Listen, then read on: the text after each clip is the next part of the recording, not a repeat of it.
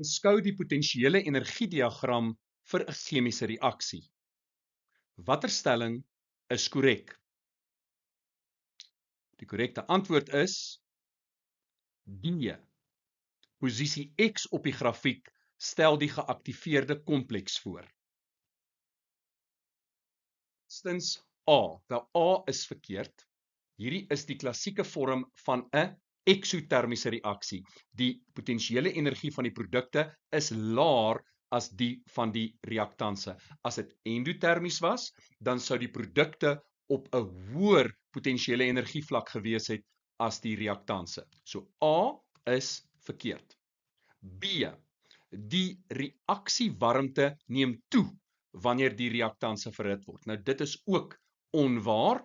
Ons weet dat die reaksiewarmte of delta H bly onveranderd ongeag of die reaktanse verhit word al dan nie. So B is ook verkeerd. Dan C. 'n toename in konsentrasie van reaktanse verlaag die aktiveringsenergie. Nou, ongeag wat jy maak met die konsentrasie van die reaktanse, dit gaan geen effek hê op die aktiveringsenergie nie.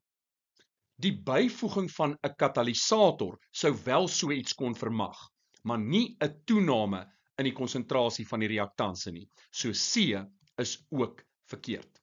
So die korrekte antwoord is D.